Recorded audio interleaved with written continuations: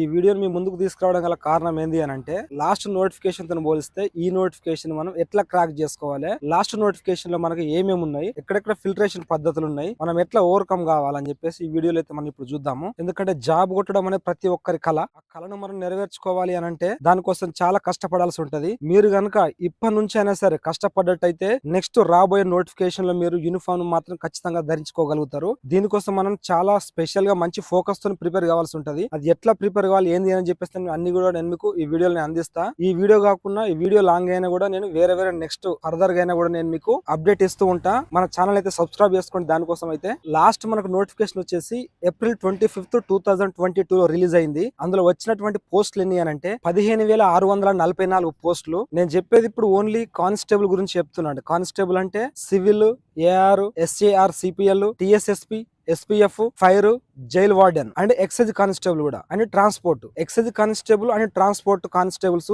వీటిని మళ్ళీ మనకు లాస్ట్ నోటిఫికేషన్ లో యాడ్ చేయడం జరిగింది. మళ్ళీ రీ అప్లై కూడా చేసుకున్నారు వీటి కోసము. నేను మీకు స్టేట్ వైజ్ పోస్టులు, స్టేట్ వైజ్ కాంపిటీషన్ అసలు ఎక్కడెక్కడ ఫిల్టర్ అవుతున్నారు, మనం ఫిల్టర్ లో మనం ఆగాలి. వాళ్ళు జల్లెడ పట్టినప్పుడు ప్రతి స్టేజ్ లో మనం ఆగి మనం తట్టుకొని నిలబడగలగాలి అని అంటే మనం ఎట్లా సన్నద్ధం కావాలి. మనకు దీనికి క్వాలిఫికేషన్ వచ్చేసి 10+2 ఇంటర్మీడియట్ క్వాలిఫికేషన్ అయితే ఉంటది. ఏజ్ వచ్చేసి ఓపెన్ కేటగిరీ వాళ్ళకి 18 to 22 ఇయర్స్ ఉంటది. అండ్ ప్లస్ మళ్ళీ ఎస్సీ, ఎస్టీ, బీసీలకి అయితే 5 ఇయర్స్ ఎగ్జామ్షన్ ఉంటది. అంటే 18 to 22 ప్లస్ అంటే 22+5. అదే స్టేట్ గవర్నమెంట్ ఎంప్లాయీస్ కి అయితే 22+5. స్టేట్ గవర్నమెంట్ ఎంప్లాయీస్ కి +5 ఉంటది. అండ్ ఆల్సో ఎస్సీ, ఎస్టీ, బీసీలు కనుక అయితే ఇంకొక 5 ఇయర్స్ ఎగ్జామ్షన్ ఉంటది. సో ఏజ్ రిలాక్సేషన్ అనేది గవర్నమెంట్ ఎట్లా ఇస్తే అట్లా మన నోటిఫికేషన్ బట్టి చూసుకోవాల్సి ఉంటది. Army, navy, air force, territorial army వీళ్ళకి 3 ఇయర్స్ ఎగ్జామ్షన్ అయితే ఉంటది. Home guards and ex army వాళ్ళకి కూడా 18 to 40 ఇయర్స్ వరకు అయితే ఎగ్జామ్షన్ అయితే ఉంటది. ఈ ఏజ్ రిలాక్సేషన్ అనేది ఒక్కొక్కరికి ఒక్కొక్క విధంగా ఉంటది. అది నోటిఫికేషన్ వచ్చిన తర్వాత మనం క్లియర్ గా అయితే చూసుకుందాము. మనం ముఖ్యంగా చూసుకోవాల్సింది ఏంటంటే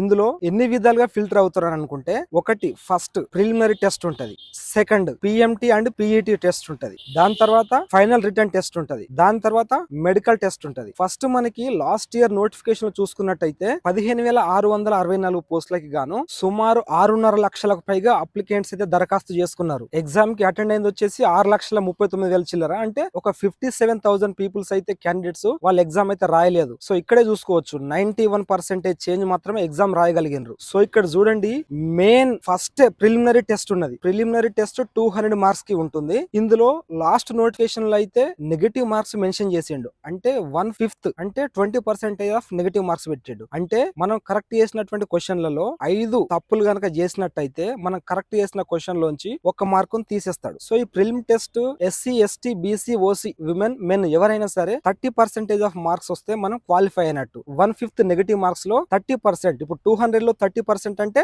60 మార్క్స్. 60 మార్క్స్ నుంచి ఆ పైన ఎవరైతే వస్తారో వాళ్ళందరూ కూడా క్వాలిఫై అయినట్టు లెక్క. కానీ ఇక్కడ మీరు ఆలోచించుకోవాలి, ఏదో 200 క్వశ్చన్స్ ఉన్నాయి, అందులో నేను ఏదో గుడ్డిగా బబ్లింగ్ చేస్తా, నాకు 40 తగులుతాయి అట్లా అనుకుంటే మాత్రం పొరపాటే. అట్లా చేస్తుర్రని చెప్పేసి లాస్ట్ రిక్రూట్మెంట్ లో మనకి నెగటివ్ మార్క్స్ అనేది పెట్టిండ్రు. సో నెగటివ్ మార్క్స్ పెట్టినప్పుడు ఏమైతుందంటే మనకు కరెక్ట్ తెలిసిన క్వశ్చన్లు మాత్రమే అటెంప్ట్ చేయగలుగుతాం. కొంచెం 50-50 ఛాన్స్ ఉన్నాయి, కొన్ని అటెంప్ట్ చేయగలుగుతాం. మిగతా క్వశ్చన్స్ అన్ని కూడా మనం వదిలేస్తాం. ఎందుకనంటే కరెక్ట్ చదివినోడు, సబ్జెక్ట్ నాలెడ్జ్ ఉన్నోడు, తెలిసినోడు మాత్రమే రావాలి. అడ్డి మారి గుడ్డిగా మనం అటెంప్ట్ బబుల్ చేస్తే అది కరెక్ట్ అయ్యే ఛాన్స్ ఉంది. సో నెగటివ్ పెడదామనే ఉద్దేశం కొద్దీ నెగటివ్ మార్క్స్ అయితే తీసుకొచ్చిర్రు. సో ఇక నుంచి మీరు ఏదో నామకే వాస్తు బబ్లింగ్ చేస్తా ఏదో ఒకటి కరెక్ట్ అయితే అనుకుంటే మాత్రం చాలా పొరపాటే. ఈసారి నెగటివ్ పెట్టిండ్రు అంటే లాస్ట్ నోటిఫికేషన్ నెగటివ్ పెట్టిండు. అంతకంటే ముందు నెగటివ్ లేదు. అంతకన్నా ముందు అసలు ప్రిలిమ్సే లేకుండే. ఎట్లా కాంపిటీషన్ పెరుగుతుందో అట్లా మనకు స్టేజెస్ అనేవి పెరుగుతూ వచ్చినాయి. చూడండి 2012 లో అప్పుడు నేను రాసినప్పుడు నెగటివ్ మార్క్స్ 1/2 ఉండే నెగటివ్ మార్క్స్. అంటే 2 తప్పులు పోతే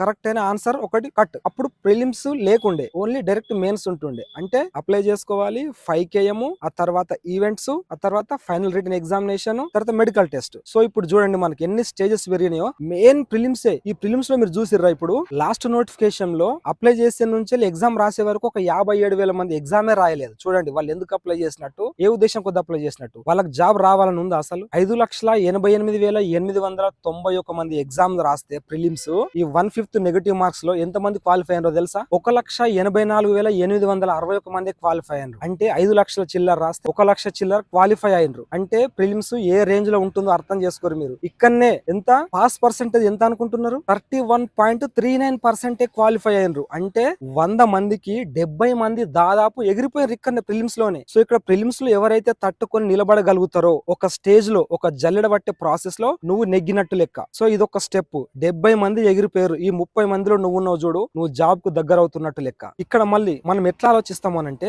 ఈ ప్రిలిమ్స్ క్వాలిఫై కావడం కోసము కొన్ని క్వశ్చన్స్ రాంగ్ ఇచ్చిర్రు, అది కలిపితే నేను క్వాలిఫై అయినా పాస్ అయినా, కొన్ని మల్టిపుల్ క్వశ్చన్స్ ఆన్సర్ ఉండే నేను అవి కలిపితే నేను పాస్ అయినా, నాకు 60 వచ్చినాయి, నాకు 58 59 వచ్చినాయి, కోర్టులో కేసు వేసిర్రు, ఇన్ని క్వశ్చన్స్ యాడ్ చేయమన్నారు, మళ్ళీ నేను పాస్ అయినా. ఇట్లా మాత్రం ఎట్టి పరిస్థితిలో ఆలోచించొద్దు మీరు. ఇట్లా ఆలోచిస్తే మీకు జాబ్ వచ్చే ఛాన్స్ చాలా తక్కువ ఉంటది. నువ్వు ప్రిలిమ్స్ లో ఎట్లా ఉండాలి అని అంటే, నువ్వు ఏ ఎగ్జామ్ రాసిన దాదాపు గుర్తుపెట్టుకో, ఒకటి 60% పైన నీకు మార్క్స్ వచ్చినాయంటే నీకు దాదాపు ఆ పోస్ట్ నీ జేబులో ఉన్నట్టే. 100% అని చెప్పలేము, కానీ దాదాపు నువ్వు 60% ఏ ఎగ్జామ్ అన్నా చూసుకో, ఏ ఎగ్జామ్ అన్నా రాసుకో, 60% పైన అంటే ప్రిలిమ్స్ ఏ కదా ఇది, 60 మార్క్స్ వస్తే సరిపోతుంది. 60% అంటుండు, 60% 200 లో అంటే 120 అని అర్థం చేసుకోవచ్చు. 120 మార్క్స్ పైన నీకు వచ్చినాయి అని అంటే నువ్వు మెయిన్స్ లో కాదు, నీకు జాబ్ 100% వచ్చినట్టే లెక్క. నీకు ఈ ప్రిలిమినరీ టెస్టే నీకు జాబ్ వస్తుందా రాదా డిసైడ్ చేస్తుంది. నీకు కనుక 120 క్రాస్ చేసుకోగలిగినవి ప్రిలిమ్స్ లో అంటే నీకు సబ్జెక్ట్ ఏ రేంజ్ లో ఉన్నట్టు, నువ్వు ఎంత చదివి ఉన్నట్టు, ఎంత కష్టపడి ఉన్నట్టు. నువ్వు లేదు కదా 55 56 57 వచ్చినాయి, నాకు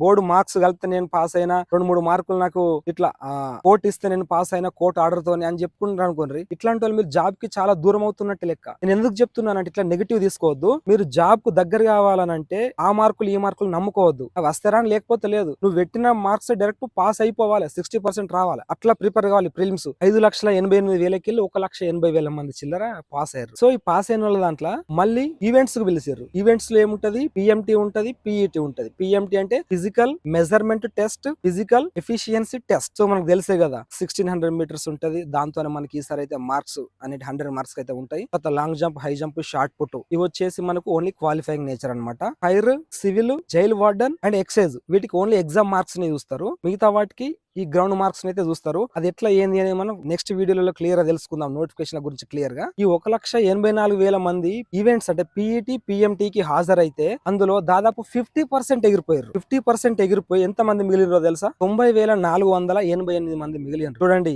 6 లక్షల చిల్లర అప్లై చేసుకుంటే ఈ పిఎంటీ పిఈటి వచ్చేసరికంటే 90,000 మంది మాత్రమే మిగిలినరు. అంటే అర్థం చేసుకోర్రి. అంటే ఫిల్టరేషన్ పెరుగుతూ వచ్చిందా, నువ్వు ఇందులో నిలబడగలగాలి, తట్టుకోగలగాలి. 90,488 మంది వీళ్ళు మెయిన్స్ రాయబోతారు. మెయిన్స్ వచ్చేసి 200 మార్క్స్ ఉంటది. ఇందులో ఓసీలకి 40%, బీసీలకి 35%, ఎస్సీ ఎస్టీలకి 30% మార్క్స్ వస్తే క్వాలిఫై అయినట్టు, నీకు జాబ్ వస్తుందని కాదు, ఇక్కడ నువ్వు క్వాలిఫై అయినట్టు. సో ఇందులో నీకు జాబ్ రావాలి అని అంటే నేను చెప్పినట్లు నువ్వు 120 పైన క్రాస్ చేసుకుండాలి. ఇందాక మనం చెప్పుకున్నటువంటి కాంపిటీషన్ ఉందా 90,000 చిల్లర, అంటే ఆ పోస్టులని మనం క్యాలిక్యులేషన్ చేస్తే స్టేట్ వైజ్, ఇప్పుడు నేను డిస్ట్రిక్ట్ వైజ్ చెప్పట్లేదు, స్టేట్ వైజ్ ఓవరాల్ గా చెప్తున్నా. ఈ 90,000 మంది ఆ 15,644 పోస్టులకు పంచితే ఒక్క పోస్ట్ కి 5.78 అంటే 6 అనుకోవచ్చు మనం. అంటే ఒక్క పోస్ట్ కి 6 మాత్రమే కాంపిటీషన్ ఉన్నట్టు లెక్క. అంటే ఇందులో ఫీమేల్ ఉన్నారు అండ్ టిఎస్ఎస్పి పోస్టులు, ఏఆర్ పోస్టులు, వార్డర్ పోస్టులు ఇవన్నీ ఉన్నాయి. బట్ నీకు ఓవరాల్ గా చెప్తున్నాను స్టేట్ వైజ్ కాంపిటీషన్ అనేది ఎట్లా ఉంది అనేది. 6 లక్షల నుంచి వెళ్ళి ఒక్క పోస్ట్ కు 6 దాకా వచ్చారు. అంటే ప్రతి డిస్ట్రిక్ట్ లో ఇట్నే ఉంటుందని చెప్పలేను, కొంచెం ఎక్కువ తక్కువ ఉండొచ్చు, బట్ నేను స్టేట్ వైజ్ చెప్తున్నా మొత్తంగా. మరి మనకి ఇప్పుడు నెక్స్ట్ నోటిఫికేషన్ లో పోస్టులు ఎన్ని ఉన్నాయి, 17,992 పోస్టులు. ఇప్పుడు అర్థం చేసుకోండి ఇప్పుడు ఎట్లా ఉంటది కాంపిటీషన్ అంటే, లాస్ట్ టైం తో పోలిస్తే ఇప్పుడు 8 to 10 lakhs మంది అప్లికెంట్స్ అయితే అప్లై చేస్తూ ఉంటారు. గుర్తు పెట్టుకోండి, లాస్ట్ టైం మిస్ అయిన వాళ్ళు సేమ్ మార్క్స్ వచ్చి మిస్ అయిన వాళ్ళ బాధనైతే వర్ణనాతీతంగా ఉంటది. అండ్ 0.25 మార్కు, 0.50 మార్కు, 1 మార్క్ తో మిస్ అయిన వాళ్ళ బాధ కూడా అసలు చెప్పలేనంతగా ఉంటది. అన్ని సంవత్సరాలు అంతా కష్టపడి ఇన్ని ఫిల్టర్ పద్ధతులను ఎదుర్కొంటూ ఈ స్థాయికి వచ్చి మిస్ అయ్యారు సేమ్ మార్క్స్ తో 0.25 తోని, హాఫ్ మార్క్ తో, 1 మార్క్ తో, అంటే వాళ్ళ బాధ ఎట్లుంటది చెప్పండి. సో మీరు ఎట్టి పరిస్థితుల్లో అట్లా బాధపడకూడదు, అట్లా మిస్ కావద్దు. దానికోసానికి మీరు చాలా ప్లానింగ్ గా మాత్రం ప్రిపేర్ కావాల్సి ఉంటది. మంచి టైం పెట్టుకోర్రి. యూనిఫామ్ వేసుకోవాలనుకున్న మీ కళ నెరవేరాలి అని అంటే చాలా కష్టపడాలి. ఇప్పుడు మీరు చూస్తున్నారు ఆల్రెడీ చుట్టుపక్కల వాళ్ళు, ఇంటి ముంగటోళ్ళు, ఇంటెన్కోలు, మీ ఫ్రెండ్స్, మీ రిలేటివ్స్, అరే ఏమైరా జాబ్, వానికి వస్తలే, వానికి వస్తే మస్తు చేస్తారులే అని వాళ్ళు అంటారు. వాళ్ళందరి నోర్లను మీరు మూయించగలగాలి. మీరు ఆ జాబ్ ను క్రాక్ చేయాలి అంటే మీరు చాలా కష్టపడాలి. లాస్ట్ టైం జాబ్ మిస్ అయిన వాళ్ళు మాత్రం ఈసారి చాలా పకడ్బందీగా ప్రిపేర్ అవుతున్నారు. వాళ్ళను నువ్వు బీట్ చేయాలి. ఇంకా నువ్వు ప్రిపరేషన్ స్టార్ట్ చేయలేదు. నువ్వు అనుకున్న గోల్ ను అచీవ్ చేయి. నిన్ను నమ్ముకొని వెనకాల మీ ఫ్యామిలీ ఉంది, మీ అమ్మ నాన్న ఉన్నారు, మీకు భార్య పిల్లలు ఉండొచ్చు. ఇప్పుడు చూస్తున్నావు సాఫ్ట్వేర్ ఫీల్డ్ బయట ప్రైవేట్ ఫీల్డ్ ఎట్లా ఉందో. సో దానికంటే ప్రజెంట్ అయితే గవర్నమెంట్ జాబ్ అనేది చాలా ఇంపార్టెంట్. చాలా క్రేజీ పెరిగింది గవర్నమెంట్ జాబ్ కి. సో నీకు కూడా చిన్నప్పటి నుంచి ఉండి ఉంటది కదా, నేను యూనిఫామ్ వేసుకోవాలని చెప్పేసి. ఆ కళను తీర్చుకునే సమయం అయితే నీకు ఆసన్నమైంది.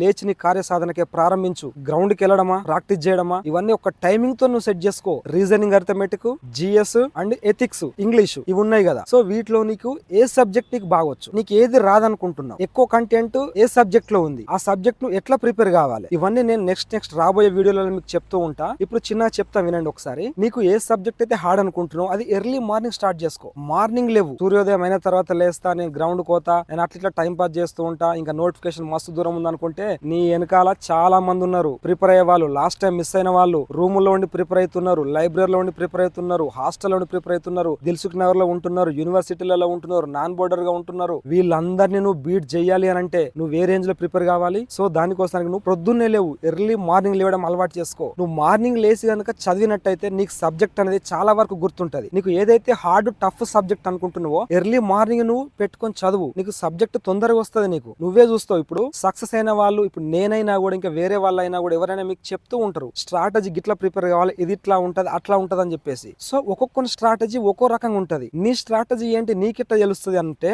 ఒక జాబ్ ఉంది, ఆ జాబ్ నీకు రావాలి, నువ్వు ఖచ్చితంగా దాన్ని అచీవ్ చేయాలనుకున్నప్పుడు దానికోసం నువ్వు ప్లానింగ్ చేసుకో, నువ్వు దారి ఎంచుకో. ఆ గోల్ నేను రీచ్ కావాలంటే ఏం చేయాలి, దానికి ఏమేమి ఎలిజిబిలిటీస్ ఉన్నాయి, దానికి ఏమేమి స్టెప్స్ ఉన్నాయి, నేను ఎట్లా క్రాక్ చేయాలి, నువ్వే ఆలోచించు, నువ్వే ప్రయత్నం చేస్తూ నీకే తెలుస్తుంటది. నీకు తెలియట్లయితే నేను చెప్తా విను. మార్నింగ్ అవర్స్ లో నీకు రానటువంటి సబ్జెక్ట్ ను పెట్టుకో ఫస్ట్. అది ఒక 1 hour 2 hours. నువ్వు రీజనింగ్ అర్థమెటిక్ రాదనుకుంటున్నావు కదా, నువ్వు అర్థమెటిక్ రాదనుకుంటే నువ్వు అర్థమెటిక్ ఎర్లీ మార్నింగ్ స్టార్ట్ చేసుకో. నీకు ఇంగ్లీష్ రాదు, ఇంగ్లీష్ లో వీక్ అనుకుంటున్నావు కదా, అది నువ్వు ఎర్లీ మార్నింగ్ స్టార్ట్ చేసుకో. లేదు నాకు ఎకనామిక్స్ రాదనుకుంటున్నావు కదా, ఎకనామిక్స్ నువ్వు ఎర్లీ మార్నింగ్ స్టార్ట్ చేసుకో. నీకు సబ్జెక్ట్ అనేది చాలా బాగా వస్తుంది. నువ్వు ఎర్లీ మార్నింగ్ చదివిన దానికి, నువ్వు ఆఫ్టర్నూన్ గా నైట్ చదివిన దానికి చాలా డిఫరెన్స్ ఉంటుంది. మార్కెట్ లో చాలా బుక్స్ ఉంటాయి, ఏది పడితే అది తీసుకోకు. జర మంచి స్టాండర్డ్ బుక్స్ తీసుకో. నువ్వు ఏది ప్రిపేర్ అవుతున్నావు అదే బుక్ ని రిపీట్ గా చదువుతూ ఉంటావు. అది వచ్చే వరకు అందులో సబ్జెక్ట్ మొత్తం నేర్చుకో. అరే మార్కెట్ లో పలానా కొత్త బుక్ వచ్చింది, ఆ బుక్ వచ్చింది, ఈ బుక్ వచ్చింది, ఆ సబ్జెక్ట్ ఈ సబ్జెక్ట్ అని చెప్పేసి ఏది పడుతుంది ఎట్టి పరిస్థితిలో తీసుకోకు, కన్ఫ్యూజ్ కాకు. మళ్ళీ ఇంకొకటి, ఈ చిన్న బుక్స్ ఉంటాయి నార్మల్ చిన్న డైరెక్ట్ బిట్స్ టైప్ క్వశ్చన్స్, అవి మీరు చదివి నాకు సబ్జెక్ట్ వచ్చింది. ఫర్ ఎగ్జాంపుల్ ఈ హైటెక్ విజయరాసం ఇట్లాంటి అంతకుముందు చాలా బాగా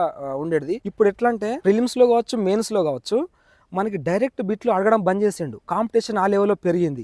ఏబి సరైంది, ఏబిసి సరైంది, బీసీ సరైంది, పైవన్నీ సరైన, లేదంటే పైవన్నీ సరి కావు, ఈ టైప్ లో అడుగుతున్నాడు మనకి. అంటే నువ్వు ఏ రేంజ్ లో ప్రిపేర్ కావాలి. ఈ టైప్ క్వశ్చన్స్ ఎక్కడ ఉన్నాయి తెలుసా, సివిల్స్ ప్రిలిమినరీ టెస్ట్ లో ఎట్లా ఉంటాయో సివిల్ సర్వీసెస్ ఆ టైప్ లో అడుగుతున్నాడు మనకి. అంటే నువ్వు ఆ రేంజ్ లో ప్రిపేర్ కావాల్సి ఉంటుంది, గుర్తుపెట్టుకో. ఒకప్పుడు కానిస్టేబుల్ ఎగ్జామ్స్ ఎట్లుండే, డైరెక్ట్ క్వశ్చన్ ఉంటుండే, ఆన్సర్ బబుల్ చేస్తే కథం టక్మన్ అయిపోతుంది. అర్థమెటిక్ క్వశ్చన్స్ కూడా చూడంగానే ఒకటే స్టెప్ లేసి ఆన్సర్ పెట్టేటట్టు ఉంటుండే. ఇప్పుడు ఎట్లా ఉంటుంది చూస్తున్నావు కదా, ఆ పర్సెంటేజ్ ఏంది, ఆ లెంతీ క్వశ్చన్స్ ఏంది, ఏబి ఏంది, ఏ సరైంది, ఏబి సరైంది, బీసీ సరైందా, అసలు నేను ఎట్లా కన్ఫ్యూజ్ చేస్తున్నాడు. నువ్వు కన్ఫ్యూజన్ కి అస్సలు గురి కావద్దు. అంటే నువ్వు సబ్జెక్ట్ మీద పట్టు బాగా తీసుకొచ్చుకోవాలి. నువ్వు ప్రీవియస్ పేపర్ బాగా ప్రాక్టీస్ చేయాలి. ఏపీపీఎస్సీ అని చెప్పేసి అంతకుముందు టీఎస్పీఎస్సీ తెలంగాణ రాకముందు ఏపీపీఎస్సీ అని చెప్పేసి ప్రీవియస్ పేపర్స్ బుక్స్ దొరుకుతాయి. అంటే ఏపీపీఎస్సీ ఇంతవరకు ఏ ఎగ్జామ్స్ కండక్ట్ చేసింది ఆ ప్రీవియస్ పేపర్స్ బుక్స్ తీసుకొచ్చుకో. నువ్వు సబ్జెక్ట్ మొత్తం చదివిన తర్వాత డైలీ 1 లేదా 2 ఆ ప్రీవియస్ పేపర్స్ వేరే ఎగ్జామ్స్ ఉంటాయి, వేరే డిపార్ట్మెంట్ ఎగ్జామ్స్, అవన్నీ నువ్వు ప్రాక్టీస్ చేస్తా ఉండు. అండ్ ఆల్సో ముఖ్యంగా ఏం చేయాలంటే, మన టిఎస్ఎల్ పిఆర్బి కండక్ట్ చేసినటువంటి ఈ ప్రిలిమ్స్ కావచ్చు, మెయిన్స్ కావచ్చు, గత 1990 అప్పటి నుంచి పేపర్స్ కనుక దొరకకపోతే కనీసం 2000 ఇయర్ నుంచి వెళ్ళి కండక్ట్ చేసినటువంటి ప్రీవియస్ పేపర్ అన్ని ప్రాక్టీస్ చేయి. అందులో ఉన్న ప్రతి బిట్ నేర్చుకో, ప్రతి అర్థమెటిక్ ప్రాబ్లం నేర్చుకో, ప్రతి రీజనింగ్ ప్రాబ్లం నేర్చుకో. ఇట్లా నువ్వు ఎక్కువ సార్లు ప్రాక్టీస్ చేయి. నీ సబ్జెక్ట్ అంతా చదవడం అయిపోయిన తర్వాత నువ్వు గ్రాండ్ టెస్టులు రాయి. అప్పుడు నీకు నీ స్టాండర్డ్ ఏంది, నీ లెవెల్ ఏంది, నీ సబ్జెక్ట్ ఎంత వరకు వచ్చింది నీకు తెలుస్తుంది. ఒక్కటి గుర్తుపెట్టుకో, నోటిఫికేషన్ రిలీజ్ అయ్యే నాటికి నీ సబ్జెక్ట్ మొత్తం చదువుకొని నువ్వు ఎగ్జామ్ పెడితే, ఇవాళ ఎగ్జామ్ రాస్తే జాబ్ నాకు వస్తుంది అనేటట్టు ప్రిపేర్ కావాలి. నేను ఎగ్జామ్ రాసినప్పుడు అంటే నేను ఏదో గొప్ప చెప్పుకుంటున్నాను కాదు, 2015 December 31 కు నోటిఫికేషన్ వచ్చింది. 2015 December 31 వరకు నా సబ్జెక్ట్ ప్రిపరేషన్ మొత్తం కంప్లీట్ అయిపోయింది. రివిజన్ మీదనే ఉన్నా. వాడు రేపు తెల్లారు ఎగ్జామ్ పెడతాంటే రేపు పోస్ట్ నాకే వస్తుందని ఫిక్స్ అయినా, అట్లా ప్రిపేర్ అయినా. అంటే మీరు కూడా జాబ్ కి దగ్గర కావాలంటే నోటిఫికేషన్ వచ్చేసరికంటే మీ ప్రిపరేషన్ మొత్తం కంప్లీట్ అయిపోయి ఉండాలి. ఇది తక్కువ మార్క్స్, ఇది వస్తుంది, ఇది రాదు అని చెప్పేసి ఉండొద్దు. ప్రతిదీ ప్రిపేర్ కావాలా, ప్రతిదీ చదవాలి, మంచిగా ఒక టైమింగ్స్ పెట్టుకోండి, మంచి ప్లానింగ్ తో ప్రిపేర్ కండి. అదృష్టం మీకు ఆటోమేటిక్ గా కలిసి వస్తుంది. నువ్వు కష్టపడ్డ తర్వాత ప్రతిఫలం ఆటోమేటిక్ అదే దక్కుతుంది. చూస్తున్నావుగా, నీకు జాబ్ రాకపోతే సొసైటీ, నీ ఫ్రెండ్స్, నీ రిలేటివ్స్ ఏమనుకుంటున్నారు, వారికి సమాధానం చెప్పు. ఆ సమయం ఆసన్నమైంది. లాస్ట్ టైం మిస్ అయిన వాళ్ళకి నేను చెప్తున్నా విను. నీకు last time TSSPO, ARO, SPFO నీకు సేమ్ మార్క్స్ వచ్చో, హాఫ్ మార్క్ తోనో 0.25 మార్క్ తోనో మిస్ అయింది కదా. ఈసారి నువ్వు దెబ్బ కొడితే ఎట్లా ఉండాలి తెలుసా? మీ డిస్టిక్ లో టాప్ 10 ర్యాంక్ లో ఉండాలి. నువ్వు డిస్టిక్ టాప్ 10 లో ఉన్నావంటే నీకు ఫైర్ ఖచ్చితంగా వస్తుంది, 100% వస్తుంది. ఇక్కడ ఒక మళ్ళీ విషయము, ఇప్పుడు పోనీలే ఏదో ఒక జాబ్ వస్తే పర్లేదు, ఏదో ఒకటి వచ్చినా పర్లేదు, నేను చేస్తాను, నాకు TSS పైన పర్లేదు, SAR CPL అయినా పర్వాలేదు, SPF అయినా పర్లేదు అనుకుంటావు కదా. వచ్చిన తర్వాత మళ్ళీ నీకు ఒక ఇది అనిపిస్తుంది, అందులో సాటిస్ఫాక్షన్ అనిపించదు. ఏమనిపిస్తుంది అంటే, అరే మళ్ళీ నాకు సివిల్ వస్తే బాగుండు, నాకు ఫైర్ వస్తే బాగుండు, నాకు ఎక్సైజ్ వస్తే బాగుండు అనే ఆలోచన ఉంటది. కాబట్టి నేను ఇప్పుడే చెప్తున్నా, నువ్వు ఇప్పుడే కష్టపడు, నువ్వు ఇప్పుడే SI కొట్టు. లేదు అది మిస్ అయింది అని అంటే ఫస్ట్ టాప్ 2-3 కొట్టేసే పోస్టులు ఏంటి, ఫైర్ లేదా ఎక్సైజ్ లేదా సివిల్, ఇవి కొట్టే ప్రయత్నం చేయి. మళ్ళీ కానిస్టేబుల్ ఎగ్జామ్ రాసేటట్టు మళ్ళీ ప్రిపేర్ కాకు. TSSP కొట్టి, SPF కొట్టి, మళ్ళీ కానిస్టేబుల్ ఎగ్జామ్ రాస్తా, మళ్ళీ ఉరుకుతా, మళ్ళీ దునుకుతా, మళ్ళీ ప్రిపేర్ అవుతా అంటే అప్పటి వరకు మీ ఏజ్ ఎట్లుంటది, మీ ఫిజికల్ ఎట్లుంటది, మీ ఫ్యామిలీ బ్యాక్గ్రౌండ్ ఏంటి, మీ మీద ఎంతమంది ఆధారపడి ఉన్నారు, ఇవన్నీ అసలు అది వేరే లెవెల్ ఉంటది. కాబట్టి ఒకసారి చెప్తున్నా విను. నాకు 2012 లో 3 మార్క్స్ తోని అప్పుడు APSP పోస్ట్ మిస్ అయింది, అంటే బెటాలియన్ కానిస్టేబుల్ మిస్ అయింది. అయినా నేను ఏమి ఇది కాలే, మళ్ళీ ప్రిపరేషన్ కంటిన్యూషన్ అదే ప్రిపరేషన్ లో ఉన్నా. నేను అదే ప్రిపరేషన్ లో ఉంటే నాకు ప్రజెంట్ ఈ ఫైర్ కానిస్టేబుల్, ఫైర్ ఫైటర్ గా సెలెక్ట్ అయిన 2017 బ్యాచ్ నాది. సో ఇక్కడ విషయం ఏంది అని అంటే, నేను ఎప్పుడైతే 3 మార్క్స్ తో మిస్ అయినో అప్పుడు నేను నెక్స్ట్ నోటిఫికేషన్ ఖచ్చితంగా నేను కొట్టగలుగుతా. నెక్స్ట్ నోటిఫికేషన్ 100% రీచ్ అవుతాన ఉద్దేశం కొద్దీ ప్రిపరేషన్ మాత్రం ఆపలేను. At a time degree continuation చేసుకుంటూ కోచింగ్ తీసుకొని మళ్ళీ ప్రిపేర్ అయినా. ఇప్పుడు ప్రిపేర్ కావడానికి స్ట్రాటజీలు మస్తు రకాలుగా చెప్తారు. నువ్వెందు బ్రో చెప్పడానికి అని అనుకోవచ్చు. ఇప్పుడు నేనేంటంటే, నేను చాలా ఫెయిల్యూర్ చూసినా, కొన్ని సక్సెస్లు చూసినా. ఇప్పుడు ఎట్లా అంటే, నేను ఫస్ట్ RRB గ్రూప్ డి కొట్టిన, RRC గ్రూప్ డి, తర్వాత RTC కానిస్టేబుల్ సెలెక్ట్ అయినా 2013 నోటిఫికేషన్. తర్వాత అంతకుముందు 2018 లో ఎక్సైజ్ కానిస్టేబుల్ ఉండేది, అప్పుడు గ్రూప్ 4 లో. ఆ గ్రూప్ 4 లో ఎక్సైజ్ కానిస్టేబుల్ వచ్చింది. తర్వాత ఈ TSL PRB బోర్డు లో ఈ ఫైర్ పోస్ట్ అయితే వచ్చింది, నాకు ఫైర్ మెన్ పోస్ట్. నెక్స్ట్ మొన్నటి వరకు గ్రూప్ అని కూడా ప్రిపేర్ అయినా, గ్రూప్ అని కూడా రాసినాం, కానీ సో అది కూడా వర్కౌట్ అవ్వలేదు. సో మీకు నేను చెప్పదలుచుకుంది ఒకటే, మీరు ఖచ్చితంగా కన్సిస్టెన్సీగా ప్రిపేర్ కండి. ఇప్పుడు నేను చదివిన స్ట్రాటజీ ఒకటి, నాదొకటి ఉంది, ఇంకొకరి స్ట్రాటజీ ఇంకో రకంగా ఉంటది. నేను చదివిన పద్ధతి వేరు, వేరే వాళ్ళు చదివిన పద్ధతి వేరే రకంగా ఉంటది. సో మీకు స్ట్రాటజీ మీకే ఓన్ గా ఉండాలి. నేను మీకు అర్థమయ్యేటట్టు నేను ఒకటి చెప్తా సింపుల్ గా, మీకు స్ట్రాటజీ ఉంటే ఓకే. ఆ స్ట్రాటజీ లేని వాళ్ళు మాత్రం, మీరు ఒక సబ్జెక్ట్ కోసం ఒక బుక్ తీసుకుంటారు కదా, మీకు ఆ బుక్ వచ్చే వరకు చదవండి. అంటే ఎన్నిసార్లు రివిజన్ అయినా చేయండి, ఎన్నిసార్లు రిపిటేషన్ చేస్తానే ఉండండి దాన్ని. అది నేర్చుకునే వరకు మొత్తం మీరు మొత్తం నేర్చుకున్నట్టు మొత్తం ఏదో బట్టి పట్టినట్టు కాదు. సబ్జెక్ట్ ను అర్థం చేసుకుంటూ ఆ సబ్జెక్ట్ లోంచి ఏ బిట్ వచ్చినా చేయగలిగే విధంగా, అంటే సబ్జెక్ట్ చదవాలి, ఎట్ ఏ టైం దాని వెనకాల బిట్ బ్యాంక్ ప్రాక్టీస్ చేయాలి, దానికి రిలేటెడ్ గా ఉన్నటువంటి ప్రీవియస్ ఎగ్జామ్స్ లో ఎట్లాంటి టైప్స్ ఆఫ్ క్వశ్చన్స్ అడిగిండు, ఇప్పుడు ఏ విధంగా అడగొచ్చు, నువ్వు గెస్ చేయగలగాలి, నువ్వు అనలైజ్ చేయగలగాలి క్వశ్చన్స్ ని. ఆ స్థాయికి ఎదగాలి. నువ్వు క్వశ్చన్స్ తయారు చేసే స్థాయి కూడా ఎదగాలి. అంటే నీ ప్రిపరేషన్ లో భాగంగా ఇదంతా చేసుకోవాల్సింది. ఒక బుక్, ఒక సబ్జెక్ట్, ఫర్ ఎగ్జాంపుల్ ఇండియన్ హిస్టరీయా, తెలంగాణ మూవ్మెంటా, తెలంగాణ హిస్టరీయా, ఒక మంచి స్టాండర్డ్ బుక్ అయితే తీసుకుంటావు, మార్కెట్ లో ఉన్నది నీకు తెలిసి ఉంటది కదా, అది తీసుకో. దాన్ని నువ్వు చదువుతా ఉండు. ఒకసారి, 2 సార్లు, 3 సార్లు, 4 సార్లు చదువుతా ఉండు. నీకు ఫస్ట్ టైం చదివినప్పుడు నీకు అది మొత్తం చదవడానికి డైలీ 2 hours ఒక సబ్జెక్ట్ కేటాయించుకున్నా, అది మొత్తం కంప్లీట్ కావడానికి ఒక 10 to 15 days అయితే టైం అయితే పడుతుంది నీకు. సో నెక్స్ట్ టైం దాన్ని నువ్వు చదివినప్పుడు నీకు 8 to 10 days పడుతుంది. ఆ నెక్స్ట్ టైం చదివినప్పుడు నీకు 1 week లో కంప్లీట్ చేస్తావు. ఆ నెక్స్ట్ టైం చదివినప్పుడు నువ్వు 3 to 4 days లో కంప్లీట్ చేస్తావు. అంటే 3 to 4 days ఎట్లా కంప్లీట్ చేస్తావు? అంతకుముందు మొత్తం చదివిందే ఉంటది, నీకు అర్థమైందే ఉంటది, నువ్వు ఈజీగా చూసుకుంటూ పోగలుగుతావు. ఇంకొక ప్లాన్ ఏంటి అని అంటే, అదే చదివిన దాన్ని నువ్వు ఒక పేపర్ తీసుకో, A4 సైజ్ పేపర్ ఒకటి తీసుకొని దాన్ని హాఫ్ గా ఫోల్డ్ చేయి. ఇట్లా ఫర్ ఎగ్జాంపుల్ ఒక A4 సైజ్ పేపర్ ఉంది, నువ్వు దీన్ని ఇట్లా ఆఫ్ చేయి. ఇట్లా ఆఫ్ చేసుకొని ఇక్కడ సబ్జెక్ట్ రాసుకో. సబ్జెక్ట్ రాసుకొని ఇందులో నువ్వు ప్రిపేర్ అయిదా, ఇప్పుడు చదువుతున్నావు కదా, ఆ చదివేటప్పుడు నీకు అంత అర్థమైతే గుర్తుంటది. కొన్ని గుర్తుండిన పాయింట్స్ ఉంటాయి కదా, ఇవి నేర్చుకోవాలి, మనకు గుర్తుండట్లేదు. సో ఇట్లా చిన్న ఒక స్టార్ మార్క్ పెట్టేసుకొని ఇక్కడ రాసుకోవాలి. దాని తర్వాత స్టార్ మార్క్ పెట్టుకుని ఇట్లా రాసుకో. ఇట్లా పేపర్ మొత్తం రాసుకో. ఇవన్నీ ఇట్లా ఒక సబ్జెక్ట్ కి నేను ప్రిపేర్ అయినప్పుడు ఒక 4 to 5 పేపర్స్ అట్లా అవుతుండే ఒకసారి చదివినప్పుడు. సో ఇప్పుడు నువ్వు మళ్ళీ ఏం చేస్తావు అని అంటే, నెక్స్ట్ టైం అదంతా చదవడం అయిపోయిన తర్వాత ఒక 2 సార్లు 3 సార్లు చదివిన ప్రతిసారి ఇట్నే రాసుకుంటూ ఉండు. సో తర్వాత నువ్వు ఒక 3 to 4, 5 టైమ్స్ ఆ చదువుడు అయిపోయిన తర్వాత నువ్వు ఇంతకు ముందు రాసుకున్నటువంటి ఇవి ఉంటాయా, ఈ A4 సైజ్ పేపర్ లో ఈ బిట్స్ చూస్తూ ఉండు. ఇవి రివిజన్ చేస్తూ ఉంటే ఆటోమేటిక్ గా నువ్వు ఆ బుక్ మొత్తం చదివినట్టే అవుతుంది కదా. ఇట్లా ఒక మంచి స్ట్రాటజీతో ప్రిపేర్ కండి. సో ఇట్లా ప్రిపరేషన్ మెథడ్స్ అంటే చెప్పుకుంటూ పోతే ఇంకా చాలా ఉంటాయి. సో వీడియో ఇప్పటి వరకు చాలా లెంత్ అయితే అయింది. సో ఫర్దర్ గా నెక్స్ట్ వీడియోస్ లో ఇంకా క్లియర్ గా ఎక్స్ప్లెయిన్ చేస్తాను మీకు, అంటే ఎట్లా చదవాలి, అసలు ఏంది, ఎట్లా నువ్వు క్రాక్ చేయాలి, నువ్వు సొసైటీ నుంచి నువ్వు జాబ్ ఎట్లా సాధించుకోవాలి. నీకు ఎప్పుడైనా మోటివేషన్ తక్కువ అన్నట్టు అనిపిస్తే మన వీడియోస్ ఓపెన్ చేసి చూడు, నీకు మోటివేషన్ వస్తుంది. ఇట్లాంటి వీడియోస్ అన్ని కూడా నేను మీకు అప్డేట్ ఇస్తా ఉంటా, మీకు మోటివేషన్ ఇస్తా ఉంటా, ఎట్లా చదవాలి ఏంది అని చెప్పేసి. ఇందులో మిస్ అయిన పాయింట్స్ కూడా నేను నెక్స్ట్ వీడియోలో కవర్ చేస్తూ ఉంటా. థ్యాంక్ యూ సో మచ్ అండి. Thanks for watching. జై హింద్.